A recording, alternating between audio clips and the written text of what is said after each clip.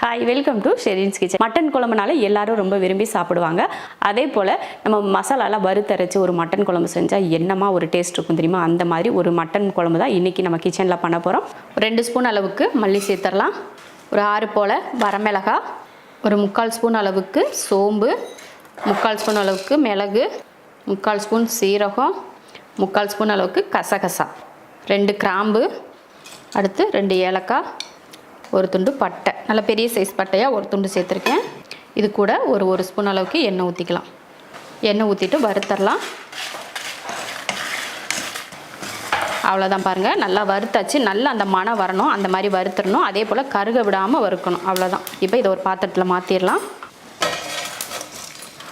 ஒரு 20 போல் சின்ன வெங்காயமும் ஒரு 7-8 பூண்டும் சேர்த்துக்கலாம். ஒரு 4-5 துண்டு இஞ்சியும் சேர்த்துக்கலாம். சேர்த்துட்டு கொஞ்சம் எண்ணெய் ஊற்றி இதை வதக்கிடலாம்.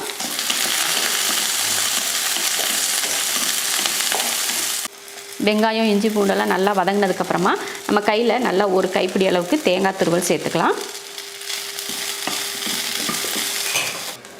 அவ்வளோதான், வெங்காயம் தேங்காய் எல்லாம் நல்லா வதங்கிருச்சு. இப்போ அடுப்பை ஆஃப் பண்ணிவிட்டு ஆற வச்சுட்டு அரைச்சிக்கலாம். மட்டன் தாளிக்கிறதுக்கு ஒரு குக்கர் வச்சுட்டு நான் எண்ணெய் ஊற்றிக்கிறேன்.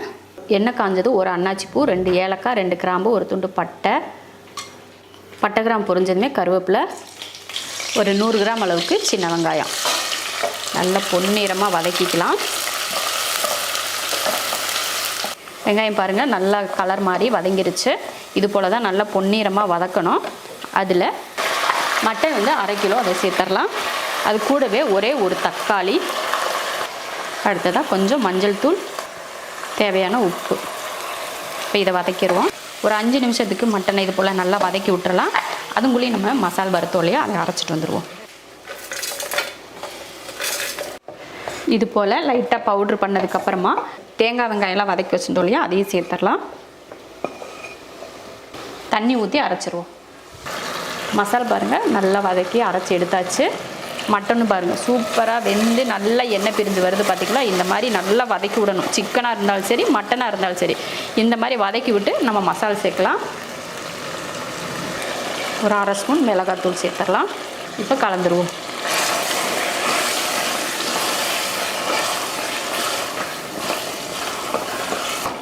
நல்லா மசால் போட்டு ஒரு 2 நிமிஷத்துக்கு நல்லா வதக்கி விடுவோம்.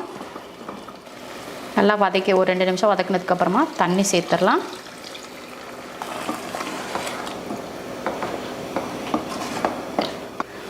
கொஞ்சமாக உப்பு சேர்த்துடலாம். முதல்ல கொஞ்சம் உப்பு சேர்த்துருக்கோம், இப்போ கொஞ்சம் உப்பு. 4 விசில் விட்டு ஆஃப் பண்ணிக்கலாம். அவ்வளோதான் பாருங்கள், மட்டன் நல்லா எண்ணெய் பிரிஞ்சு வெந்திருக்கு. பார்த்திங்களா, அப்படியே விட்டுறக்கூடாது. நான் இப்போ ஸ்டவ் ஆன் பண்ணிட்டேன். ஒரு 10 நிமிஷத்துக்கிட்ட நல்லா கொதித்து வேகட்டும். அதுக்கப்புறமா நம்ம இறக்கிக்கலாம்.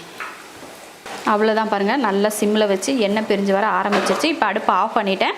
சூப்பரான ஒரு மட்டன் குழம்பு ரெடி பாருங்கள்.